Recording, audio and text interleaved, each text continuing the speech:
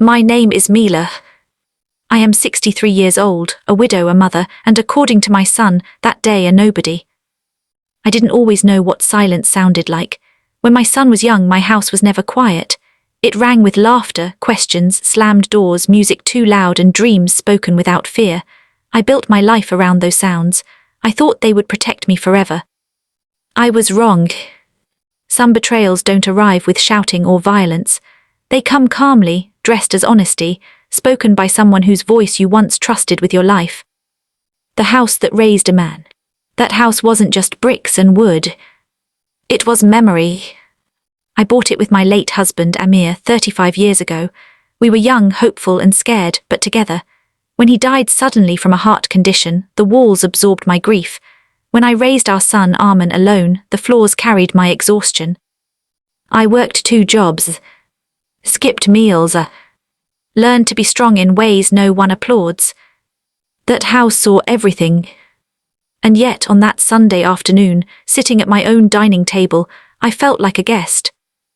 A lunch cooked with love and taken for granted. I had cooked since morning, chicken stew, fresh bread, rice just the way Arman liked it as a boy. I even used the old spice blend his father loved.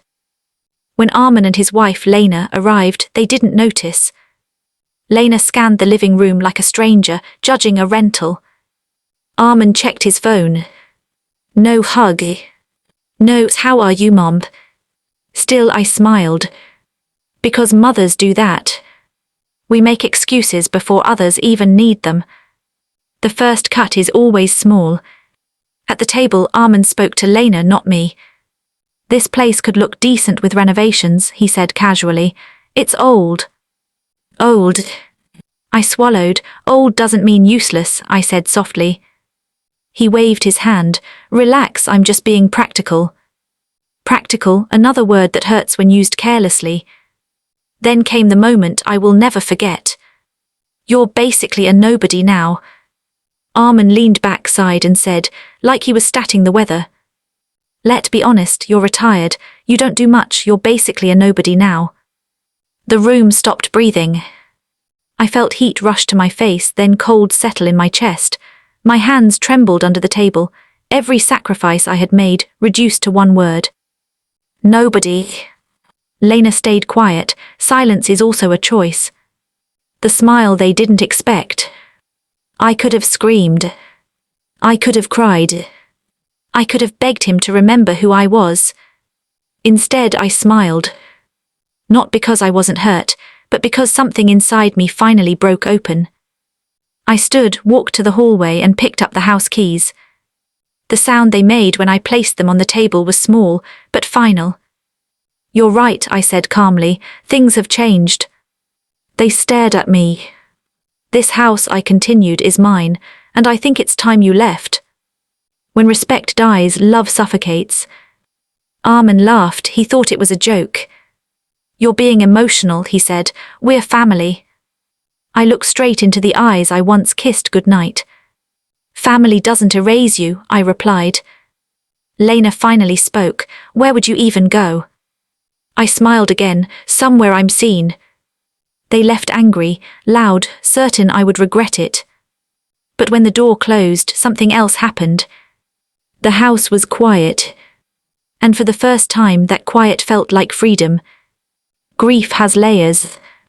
That night I cried. Not because I asked them to leave, but because I realized my son had already left me long before that day. Grief doesn't always mean losing someone to death. Sometimes it's losing who you thought they were.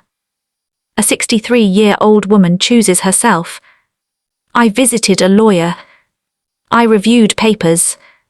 I faced facts. The house was legally mine. So I sold it. People said I was reckless, emotional, too old to start over. But here's the truth no one tells you. Starting over isn't about age, it's about courage. A new life quietly earned. I moved to a small seaside town. A modest apartment. Sunlight every morning. No voices calling me small. I painted again. I laughed again. I met people who knew nothing about my past, only my presence. I wasn't invisible here. The return. Months later, Armin came. He looked different, tired, smaller. I didn't think you'd actually leave, he said. I didn't think you'd forget who raised you, I replied. He apologized, sort of. But apologies without understanding are just words. We can't go back, I told him, but we can go forward with respect. The moral. I am Mila, 63 years old, and here is what my story teaches. Never let anyone, child or stranger, decide your worth. Silence can be power. Respect is the foundation of love. And it's never too late to choose yourself. I was never a nobody. I was just a woman who finally remembered who she was.